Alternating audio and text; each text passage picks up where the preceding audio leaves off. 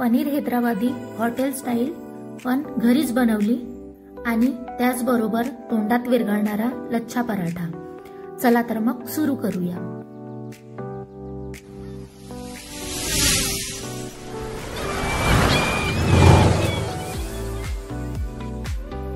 सर्वात आधी पनीर तळायला घेऊ।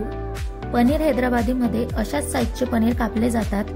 पनीर तळताना त्यात थोडं मीठ घाला म्हणजे ते चिटकत नाही।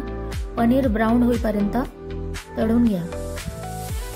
तुमच्याकडे फ्राय पॅन असेल तर त्यामध्ये तळा, माझ्याकडे नाहीये म्हणून मी कढईतच करते।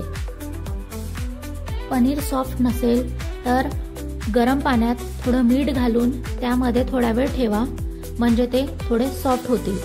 पनीर तळून झालेत। आता त्याच तेलात 3 कांदे घालायचे। कांदे कापून नाही घातले तरी चालेल।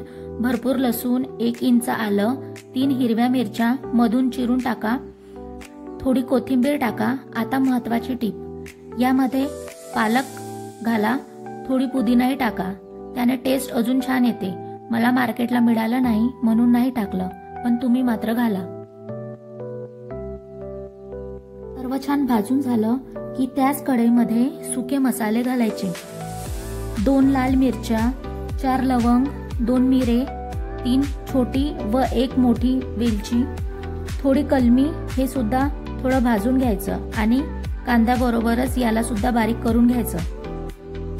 आता त्याच कढईत मी भाजी करतेय। तेल घालून यामध्ये जिरं घातलं, छान झालं की बारीक केलेला मसाला घालायचा।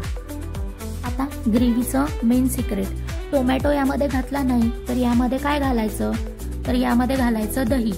दह्यामध्ये सर्व मसाले घालायचे, हळद, तिखट, गरम मसाला, धनेपूड, छान मिक्स करायचं। आणि हो, दही फ्रेश पाहिजे, जास्त आंबट नको।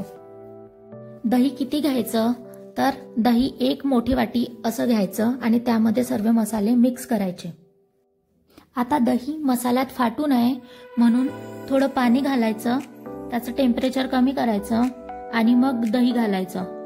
छान मिक्स करून मंद आचेवर झाकण ठेवून शिजवा।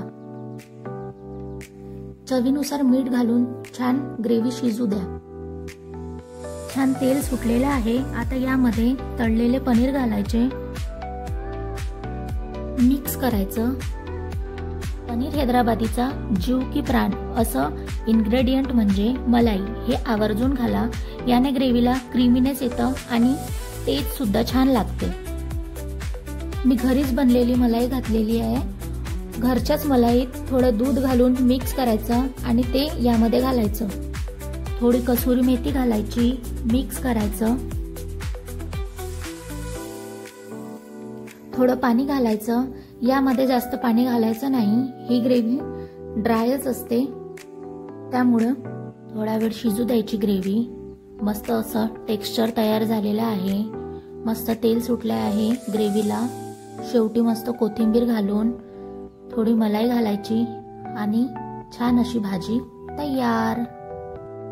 त्याचबरोबर मी लच्छा पराठा सुद्धा घरीच बनवला। यामध्ये जास्त काही नाही, फक्त कोथिंबीर घातलीये, दोन्ही साइडनी तेल लावून मस्त पराठा भाजून घेतला आणि बघा किती सुंदर लच्छा आलेत। झालं की नाही आता हॉटेल सारखं घरीच तयार।